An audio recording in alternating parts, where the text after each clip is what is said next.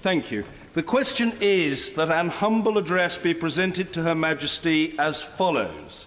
Most gracious Sovereign, we, Your Majesty's most dutiful and loyal subjects, the Commons of the United Kingdom of Great Britain and Northern Ireland in Parliament assembled, beg leave to offer our humble thanks to Your Majesty for the gracious speech which Your Majesty has addressed to both Houses of Parliament. I call the Leader of the Opposition, Mr Jeremy Corbyn. Thank you, Mr Speaker. By tradition, at the beginning of each parliamentary session, we commemorate the members we've lost in the last year. Sadly, Mr Speaker, this year must also mark the passing of those we've lost in horrific events in recent days and weeks. The fire at Grenfell Tower in West London has killed at least 79 people. What makes it both a tragedy and an outrage is that every single one of those deaths could have been avoided. Something has gone horrifically wrong. The North Kensington community are demanding answers, and they're entitled to those answers. Thousands of people living in tower blocks around the country need urgent reassurance, and the emergency services, especially fire and rescue services in this case, deserve our deepest respect and support. I also want to pay a very warm tribute to my honourable friend, the member for Kensington, who in recent days has demonstrated so clearly why her local community put their faith in her determination to ensure that every family is rehoused locally is an exemplary work of a dedicated Member of Parliament. And I think we welcome her to this House. Lessons must be learned, Mr Speaker, in the public inquiry, and a disaster that never should have happened must never happen again. The terrorist attacks in Manchester, London Bridge and Finsbury Park took innocent lives, causing dozens of injuries and traumatised hundreds of people, with willful and callous disregard for human life. The attack in the early hours of Monday morning in my own constituency is a reminder to us all that hate has no creed, that violence has no religion, and that we must stand up to hatred, whoever the target, and stand together against those who would drive us apart. And last night, hundreds of people assembled alongside Finsbury Park Mosque to give just that message from all communities and all faiths. Our communities and our country are strongest when we're united. As our late colleague Joe Cox said, we have far more in common than that which divides us. It's just over a year ago that Joe was taken from us by someone driven by hatred. Joe was driven by love and by an infectious energy. It was in the spirit of that energy and passion for people, life and justice that so many events were held in her memory around the country last weekend, including one in Muslim Welfare House in my constituency near the site of the vile attack that happened a day later. They held a great get-together at the weekend. We should remember her and thank her and make sure these great get-together events do continue year in, year out to unite our local communities. Earlier this year, Mr Speaker, we also lost the father of the House, Sir Gerald Kaufman, who had served his constituents for nearly 47 years and previously worked for Harold Wilson in Downing Street. Gerald was an iconic and irascible figure in the Labour Party. He came from a proud Jewish background and campaigned to bring peace to the Middle East throughout his life. And it was my pleasure to travel with him in that quest to many countries in the region. And I loved the very many lengthy conversations we had with him. In fact, nobody ever had a short conversation with Sir Gerald. Both Gerald and Joe will be fondly remembered by all who knew them and worked with them. Mr Speaker, I want to congratulate the mover and seconder of the Queen's speech. First, I do congratulate the Honourable Member for Newbury on his speech. My mother told me of the joy of Greenham Common because she was there, and I went to visit her there, and I hope that he will understand the deep love of humanity that motivated all those women and others to go to Greenham Common during those days. And I would like to thank him for taking time out from his considerable responsibilities, looking after his extensive property portfolio and and tending to his directorship of the UK Water Partnership. I hope one day a Labour government may soon be able to come to the aid of his Newbury constituents by taking water back into public ownership and to the aid of his tenants by ensuring there's a responsibility on landlords to ensure all homes are fit for human habitation. I know the honourable member will also continue diligently to pursue his other interests in Parliament, his interests in defence, in Africa and in rural affairs, and I do agree with part of what he said, where he spoke up of the need for us as a country to adhere to all the agreements on climate change issues all around the world, and I thank him for that part of his speech. I turn now to the seconder of today's loyal address, the honourable member for Spelthorne, whose speech was typically articulate and very erudite. After all, he is a former winner of University Challenge, so he would be able to do that. He mentioned Benjamin Disraeli, and I welcome that because Benjamin Disraeli once said, "If I want to read a book, I write one." Well, Mr. Speaker, it seems the honourable gentleman has taken the maxim to new levels, writing or co-writing 6 books during the 7 years he's been a member of this House. And I've been looking through the back catalogue of his books, and one book absolutely stands out. It's a must-read. It's absolutely apposite to our times. I hope it's reprinted. It came out in 2011, and the book said, "After the Coalition." Now, I don't want to cut across any of his present literary representations, but perhaps a sequel may be in the offing. Although I understand the latest coalition may already be in some chaos. And nothing could emphasise that chaos more than the Queen's speech we've just heard. A threadbare legislative programme from a government that's lost its majority and apparently run out of ideas altogether. This would be a thin legislative programme even if it was for 1 year. But for 2 years? 2 years? There's not enough in it to fill up 1 year. Mr. Speaker, it's therefore appropriate to start by welcoming what's not in the speech. Firstly, there's no mention of scrapping the winter fuel allowance for millions of pensioners through means testing. Can the Prime Minister assure us the Conservative plan has now been withdrawn? Mercifully, neither is there any mention of ditching the triple lock.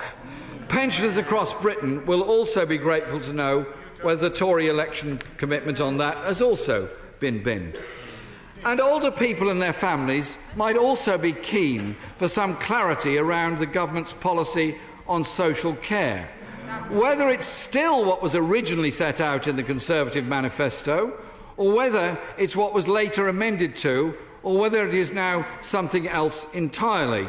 And I'm sure it's just a matter of historical record, but in looking on the Conservative website today, the manifesto has been taken down in its entirety. It apparently no longer exists. The Prime Minister might also like to confirm that food is not, after all, going to be taken from the mouths of infants, and that younger primary school children will continue to receive universal free school meals. On the subject of schools, Mr. Speaker, there was nothing about grammar schools in the gracious speech. Does the Prime Minister now agree with her predecessor that it is delusional to think that a policy of expanding the number of grammar schools is either a good idea, a sellable idea, or even a right idea? Mr. Speaker, the good news may even extend to our furry friends. If the Prime Minister can guarantee the barbaric practice of fox hunting will remain banned in this country. Mr. Speaker, the government has recently embarked on what are likely to be very difficult negotiations concerning Brexit, which the whole House will want to scrutinise. Unfortunately, there have been some leaks, with the other side in the process expressing dismay at the weakness of the government's negotiating skills. But that's enough about coalitions of chaos with the Democratic Unionist Party. We must get on to the even more crucial issue of Brexit. Labour accepted from the beginning that the decision of the referendum has been taken. We are leaving the European Union. The question is how and on what terms. The government could have begun negotiations on a far better footing had ministers accepted the will of the House in July last year and granted full rights to European Union nationals living in this country. I hope now that the minority government will indeed listen to the wisdom of this House a bit more and work in partnership with our European neighbours. It is... of course. I thank the right honourable gentleman for giving way. During the election campaign, he repeatedly refused to rule out a second referendum on our EU membership. Given that Brexit negotiations have now commenced, will he take this opportunity to rule out a second referendum now? I'm not sure the honourable member was listening very carefully to any of my many speeches in the general election campaign. I made it clear we would negotiate sensibly and fairly with the European Union and bring the results of those negotiations back to this House. It's in all our interests we get a Brexit deal that puts jobs and the economy first. No deal is not better than a bad deal. It's a bad deal and not viable for this country. We need full access to the single market and a customs arrangement that provide Britain, as the Brexit Secretary has pledged, and I quote, with the exact same benefits as now. Neither must arbitrary targets for immigration be prioritised over the jobs and living standards of the people of this country. Let's decide our immigration policy on the basis of the needs of our communities and our economy, not to the tune of dog whistle cynicism of Linton Crosby or the hate campaigns or indeed, Mr. Speaker, the hate campaigns of some sections of our press whose idea of patriotism is to base themselves in an overseas tax haven. Thank you, Mr. Speaker. I thank the honourable gentleman for giving way. I would like to ask, can he confirm the contradiction in his own plans? That where he plans not to reduce immigration numbers, yet also stopping employers recruiting overseas. Is it not the right honourable gentleman that is a bit wobbly? Mr. Speaker, we made it very clear throughout the election campaign and before that those employers that unscrupulously recruit low-paid workers from overseas, exploit them in this country and run away with the profits at the same time as creating community discord are wrong, are making money out of poverty and are grossly exploiting very vulnerable people on both sides of the channel. Thank the honourable gentleman for giving way. The Tory position on the single market and the customs union is clear. They were out of both. What is the Labour position on the single market and the customs union? Again, Mr. Speaker, our position has been absolutely clear. Our position is we need tariff-free access to the European market to protect industries and jobs in this country. And let's have a little bit less from the other side of the dangerous threats of turning Britain itself into a tax haven, which would threaten jobs and public services here far more than in mainland Europe. We do not yet know the official title of the government's much-trumpeted Great Repeal Bill. But if we're talking about taking back control, then Parliament must be able to scrutinise legislation. Thankfully, Mr. Speaker, the thin gruel of this gracious speech allows plenty of time for longer debates and greater scrutiny. That must include ensuring that the Human Rights Act and our commitment to the European Convention on Human Rights and the human rights of everyone in this country remain completely and totally intact, and we will ensure they do. It's our determination that by working with devolved administrations, responsibilities such as agriculture and fisheries will be devolved to those administrations and not hoarded in Whitehall.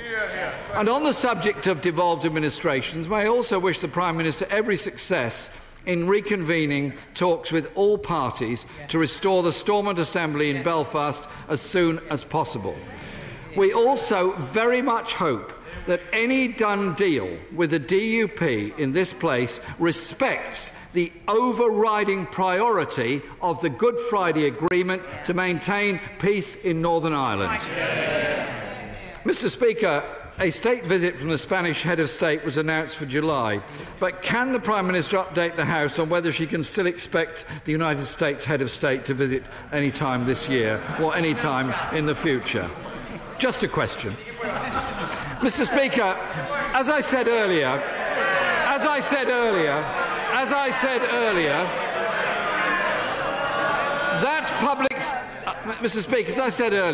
public service workers, such as fire service, police and NHS staff, receive huge praise when they respond to terrorist attacks and other major incidents. But it's not good enough to be grateful to our public service workers only at a moment of crisis and disaster. They deserve dignity, the dignity of fully funded services, the dignity of not seeing their jobs cut and living standards fall. There are now 20,000 fewer police officers than when the Conservatives came into office in 2010. And when the police, and Mr. Speaker, when the police raised this subject with the then Home Secretary, do you know what? She accused the police officers of crying wolf. I hope the current Prime Minister will correct the mistakes of the former Home Secretary. The gracious speech promises them all the powers they need. But what the police and security services deserve and the public demand is that they will have all the resources that they need. Order. It is manifestly clear that at the moment the Leader of the Opposition is not giving way. Mr. Jeremy Corbyn. Thank you, Mr. Speaker. Because what was briefed to the media yesterday about scrapping the changes to the police funding formula is insufficient. Yes, it is. As they will only move funding between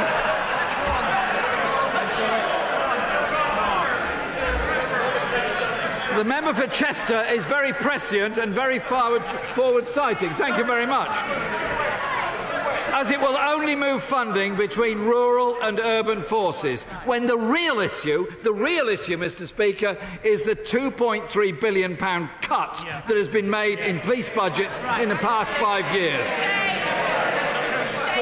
Mr. Speaker, our firefighters did an outstanding job at the Grenfell Tower fire.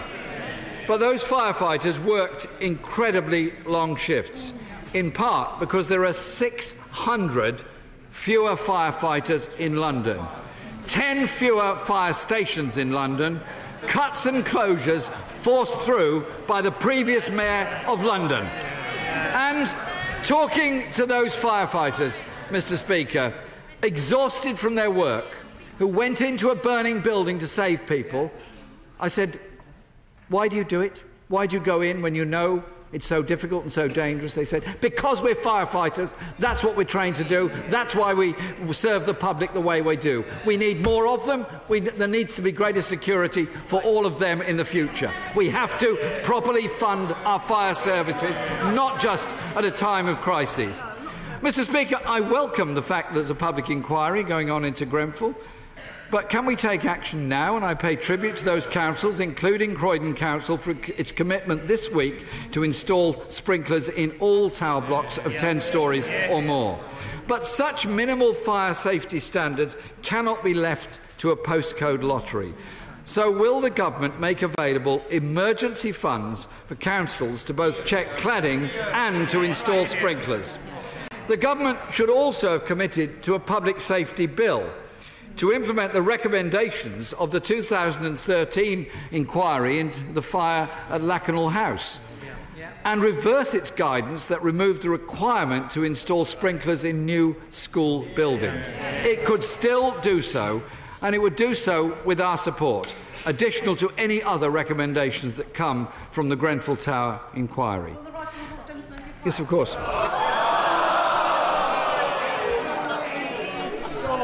I thank the right honourable gentleman for giving way and what he said about sprinkler systems for high-rise flats. We have 116 blocks of high-rise flats in my city of Leeds, 26 of which are in my constituency. At the moment, only 8, and those are the sheltered accommodations, will have sprinklers. It will cost £30 million for sprinklers in all of those flats. Will the right honourable gentleman join with me in urging the government to provide the money for all local authorities to put sprinklers into those high-rises? I absolutely thank my friend for that intervention, and indeed during the discussion we held last week in Westminster Hall about this, her friend, the member for Leeds Central, raised a very similar point about the numbers of tower blocks. And I don't suppose too many members of this House live in tower blocks, but just think for a moment of the sense of fear that so many people had when they saw that Lakenhall House fire. They're living on the 15th, 16th, 17th floor, knowing there's no fire ladder that can reach them, no helicopter that can land, and they're reliant on being able to get out or the fire to be contained. We need to give everyone that assurance. And local authorities that have seen massive cuts in their budget over the past years need the resources now to install the necessary sprinkler systems and fire prevention systems. And you cannot just use the excuse that the money isn't there. The money has got to be there to ensure we save life in the future. And we will support the government if it is able to bring that forward. Could I, well, for the last time I'll give way, then I must move on. Yes.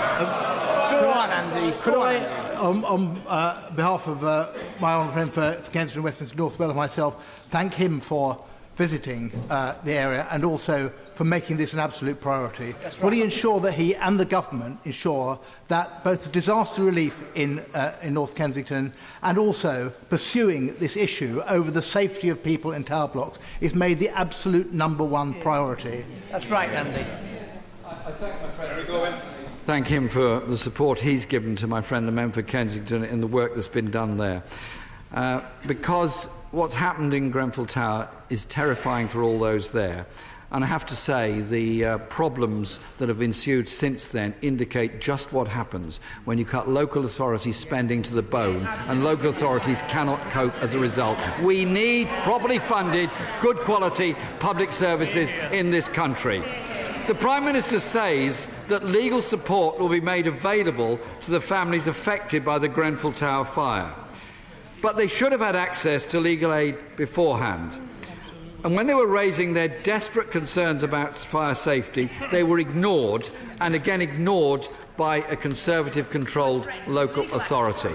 The lessons of the failed austerity programme must urgently be learned. We cannot have council housing, social housing on the cheap, and we cannot have public services on the cheap. We have to invest in them. So will the Prime Minister now halt the cuts to the police, cuts that the former Met Commissioner this week called an absurdity? Those cuts have affected our prisons too, Mr. Speaker. Her Majesty's Chief Inspector of Prisons has expressed his concern at the lack of prisons and a courts reform bill, one that could have implemented our election manifesto to employ another 3,000 prison officers. Our children's schools are facing budget cuts. Can the Prime Minister confirm whether cuts per pupil funding are going ahead? And can she clarify to the House the status of the national funding formula? Head teachers and teachers are going through incredible stress with oversized classes and the difficulties of maintaining employment of teachers. The gracious speech mentioned legislation to protect victims of domestic violence. But does that also include restoring legal aid in such cases, or restoring the funding to reopen the many refuges that have been closed? We welcome reform of mental health legislation to give it greater priority. And we would welcome an assurance that no mental health trust will see its budget cut this year, like 40% of them did last year. Will she call on the public service pay? Will she call time on the public sector pay cap, which means our nurses are 14% worse off today than they were 7 years ago? As the Prime Minister is aware, some nurses and other public service workers have been forced to resort to using food banks, alongside over 1 million other people in this country. Rising inflation, the effects of low pay, falling real incomes are going to hit even more families. The 6 million workers earning less than the living wage, the millions of people in insecure work, those subject to benefits freeze, and the 5.5 million public servants. We owe them a lot better deal than they've been given by this government in the past 7 years. My party, Labour, won almost 13 million votes at the election, Mr. Speaker. And that was because, Mr. Speaker, we offered hope and opportunity for all and a real change to our country. The Prime Minister began the election campaign. She began the election campaign saying, if I lose just 6 seats, I will lose this election. When it came to it, she lost more than 4 times that many seats to Labour alone. From Cardiff to Canterbury, from Stockton to Kensington, people chose hope over fear. And they sent an unequivocal message, Mr. Speaker, that austerity must be brought to an end. 7 years of Conservative rule has left wages falling, inflation rising, the pound falling, personal debt rising, and the economy slowing. By no stretch of the imagination could any of that be described as strong or stable. I've given way to 3 members on that side and 3 members on this side, so I will conclude my speech. Thank you. If you want to boost pay, the most effective means is through strong and independent trade unions. Workers collectively defending and improving their pay and conditions. So we would repeal the Trade Union Act and strengthen collective bargaining. Across Britain, people have shown they believe there is a better way. In recent years, this government has thrown away tens of billions of pounds in tax giveaways to the very richest and to big business. And at the very same time, closing Sure Start centres, closing libraries, tipping social care into crisis and our National Health Service into record deficit. Under Conservative rule, school budgets have been cut, college courses closed, students being saddled with a lifetime of debt, and per-patient funding in the NHS set to fall for the first time in history. Our manifesto, for the many, not the few, and its popular policies, set out a very different path which caught the imagination of millions. A way for the public really to take back control, so that our key utilities and our railways are taken into public ownership and run in the interests of the many, not to pay the dividends of the few. We would end austerity, Mr. Speaker, by making very different choices. By asking the highest 5% of earners to pay a little bit more, while still keeping the top 10 percentage points lower than it was for most of Margaret Thatcher's time in office. By asking big business to pay a little more in tax, while still retaining a lower corporation tax rate than any other G7 country. Austerity and inequality are choices. They're not necessities. They are not unfortunate outcomes. They are a choice. They are a choice to make life worse for the many, to maintain the privilege of a few. If this government rejects austerity, challenges inequality, invest to expand and rebalance our economy, then it would have our support. But it continues down this path of deliberately making people worse off, of deepening division, and of neglecting communities that deserve support and respect. Then we will oppose them every step of the way if they continue with that. Mr. Speaker, this is a government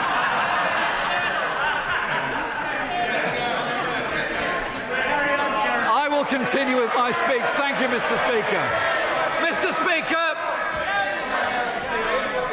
this is a government without a majority, without a mandate, without a serious legislative programme, led by a Prime Minister who's lost her political authority and is struggling even today to stitch together a deal to stay in office.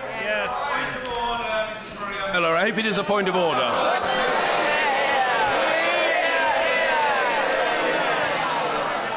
Going to prejudge it. Let's hear the attempted point of order. Point of order, Mrs. Maria Miller.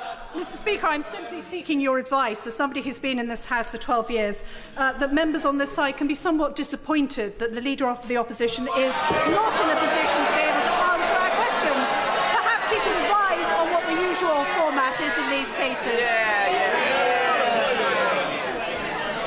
All I will say to the Right Honourable Lady is this. I'm much touched by her faith in my abilities or her assessment of the extent of my powers. Disappointment may be very regrettable, but it is not a matter for the chair.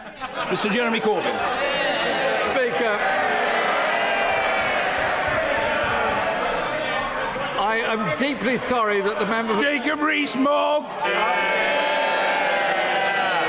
Thank you, Mr. Speaker. Further to that point of order, the Right Honourable Gentleman, the Leader of the Opposition, said about 10 minutes ago in conclusion, I fear as time has passed, he may be in danger of inadvertently having misled the House. And I thought you might want to take the opportunity to set this right. Now, some people may think that the Honourable Gentleman is fastidious and others may conclude that he's pedantic.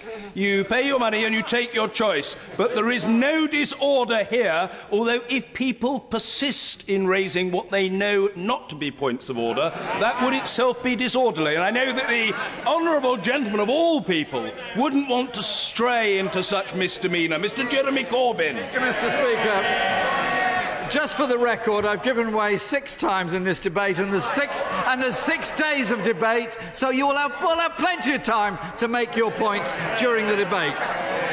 But, Mr. Speaker, we will use every opportunity to vote down government policies that have failed to win public support. We will use every opportunity to win support for our programme.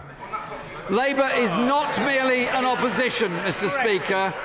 We are a government in waiting with a policy programme.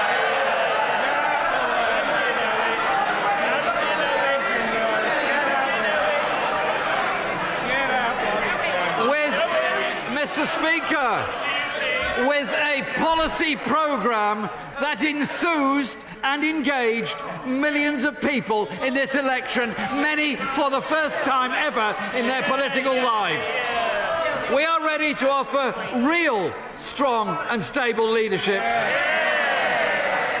in the interests of the many, not the few. We will test this government's Brexit strategy and what legislation comes forward against that standard.